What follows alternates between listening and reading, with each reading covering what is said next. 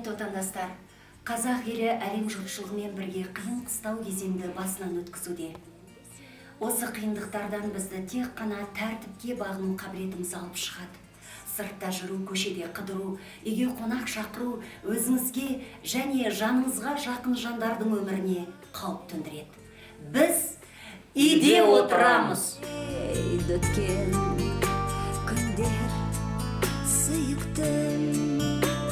Мен Қазақстан Республикасының еңбек сіңірген қайраткері, әнші актриса Меруерт Түсіпбаева челленджді суретші, дарын мемлекеттік сыйлығының лауреаты Өмірзақ Гүлназымға тапсырамын.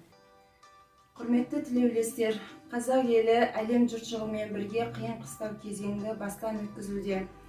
Бауыржан Момышұлы атамыз айтқандай, тәртіпке бағынған ел құл болмас деген нақыл сөзін еске ала отырып, тәртіпке бағынып, ұлттық қолөнер сияқты әркім өзінің сүйіктісімен айналысып үйден шықпай отырайық. Біз сонда ғана бұл індетті жеңеміз. Әнші актриса Меруерт Түсіпбаевадан алған челленджді көркем гимнастикадан Қазақстан Республикасының бас бапкері Әлия Юсуповаға жолдаймын. Қиын қыстау қилы заманда, не болмаған байтақ даламда, тарихтағы талай боранда мың жанып мың өшкенбіз. Қашан отпен суға түспедік, бақыт үшін бәрін істедік, бірлігіміз бойға күш беріп, сан сынақты кешкенбіз. Күлтегіміз қаған білгенбіз. Ол бозбалаға алқызыл раушан гүлін алуды ұсынады. Алайда қайырымсыз ханзада қызметшілеріне қайыршыны қуып шығуды бұйырады. Сол кезде кәрі әйел үстіндегі алба-жұлба киімін сыпырып тастап, көз тартарлы жас сиқыршыға айналып шыға келеді. Құрметті қазақстандықтар, осы күндері коронавирус таралуына жол бермей үшін әрқайсымыз өз отбасымызбен бірге үйде отырайық. Мен көркем гимнастикадан бас бапкермін Әлия Юсупова.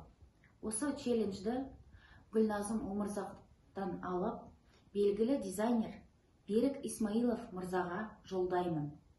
Барлығымыз үйде отырайық.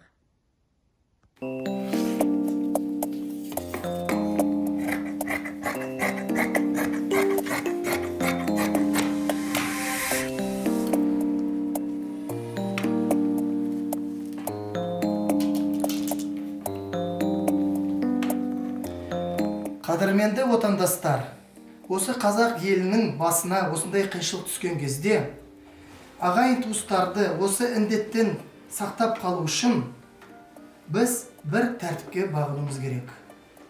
Сыртқа шықпау, қонаққа қыдыру дегенді, және де қонақ шақыруды біз қоюымыз керек. Тек сонда ғана біз бәрін жеңіп шығамыз.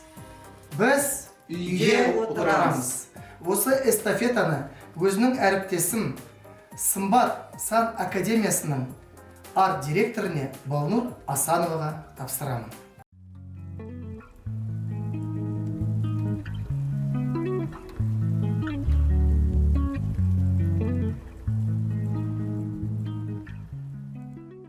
Салем, достар!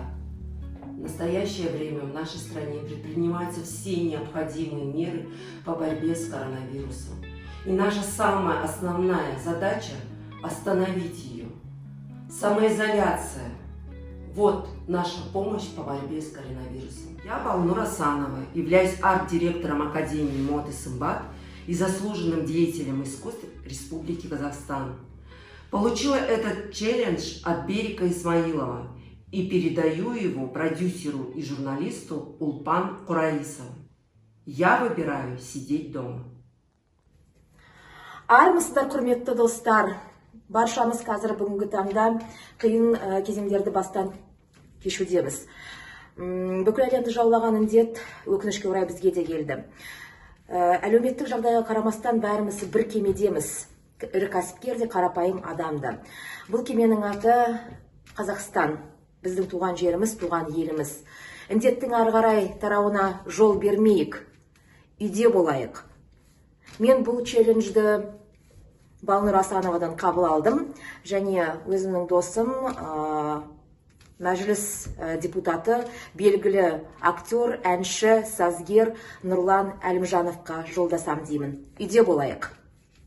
Көзіңді қада көзіме, сезімді қосшы сезімге, айналып бір сәт кетейін, сен маған ал мен өзіңе. Құрметті отандастар, құрметті достар, ағай туысқан бауырлар, елімізде коронавирус атты індет жүріп жатқан жайы бар.